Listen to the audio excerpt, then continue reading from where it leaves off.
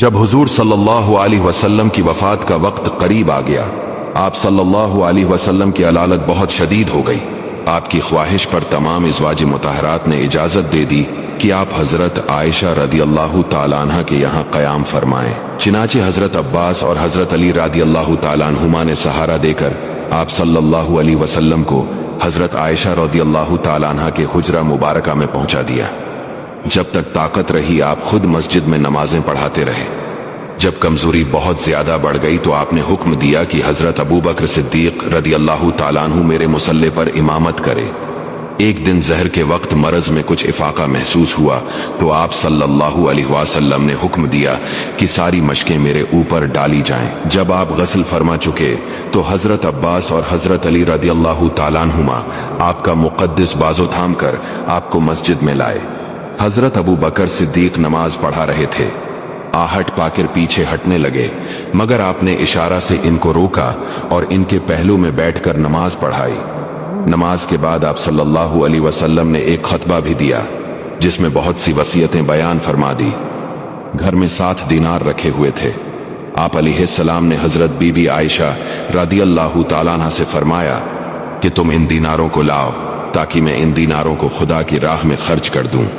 چنانچہ حضرت علی کے ذریعے آپ صلی اللہ علیہ وسلم نے ان دیناروں کو تقسیم کر دیا اور آپ نے گھر میں ایک ذرا بھر بھی سونا یا چاندی نہیں چھوڑا۔ آپ علیہ السلام کی طبیعت میں کمی بیشی ہوتی رہتی تھی، خاص وفات کے دن یعنی دوشنبہ کے روز طبیعت اچھی تھی۔ حجرہ مسجد سے متصل ہی تھا۔ آپ نے پردہ اٹھا کر دیکھا تو لوگ نماز فجر پڑھ رہے تھے۔ یہ دیکھ کر خوشی سے ہنس پڑے لوگوں نے سمجھا کہ آپ مسجد میں آنا چاہتے ہیں۔ مارے خوشی کے تمام لوگ بے قابو ہو گئے، مگر آپ نے اشارے سے روکا اور حجرے میں داخل ہو کر پردہ ڈال دیا۔ یہ سب سے آخری موقع تھا کہ صحابہ کرام نے جمال نبوت کی زیارت کی۔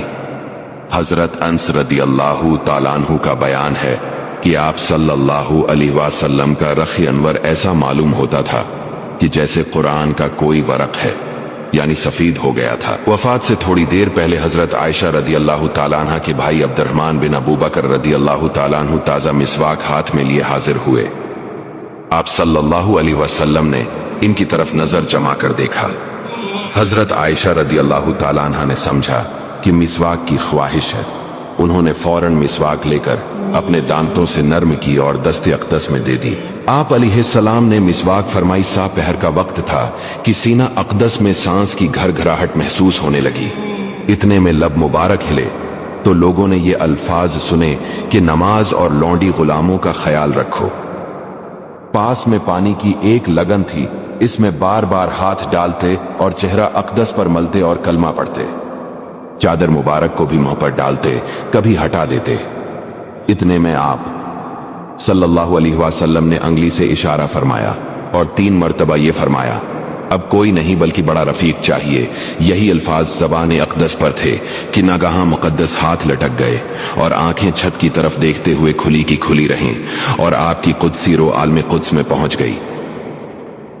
حضور اقدس صلی اللہ علیہ وسلم کی وفات سے حضرت صحابہ کرام اور اہل بیت رضی اللہ تعالیٰ عنہم کو کتنا بڑا صدمہ پہنچا اور اہل مدینہ کا کیا حال ہو گیا، اس کی تصویر کشی کے لیے 1000 صفحات بھی متحمل نہیں ہو سکتے۔ چونکہ حضور صلی اللہ علیہ وسلم نے وصیت فرما دی تھی کہ میری تجہیز اور تکفین میرے اہل بیت اور اہل خاندان کرے، اس لیے یہ خدمت آپ صلی اللہ علیہ وسلم کے خاندان ہی کے لوگوں نے انجام دی۔ چنانچہ حضرت فضل بن عباس اور حضرت علی اور حضرت اسامہ بن زید رضی اللہ تعالیٰ عنہم نے مل جل کر آپ علیہ السلام کو غسل دیا اور ناپ مبارک اور پلکوں پر جو پانی کے قطرات اور تری جمع تھی، حضرت علی نے جوش محبت اور فرط عقیدت سے اس کو زبان سے چاٹ کر پی لیا۔ جنازہ تیار ہوا، لوگ نماز جنازہ کے لیے ٹوٹ پڑے۔ پہلے مردوں نے، پھر عورتوں نے، پھر بچوں نے نماز جنازہ پڑھی۔ جنازہ مبارک حجرہ مقدس کے اندر ہی تھا۔ باری باری سے تھوڑے تھوڑے لوگ اندر جاتے تھے اور نماز پڑھ کر چلے آتے تھے، لیکن کوئی امام نہ تھا۔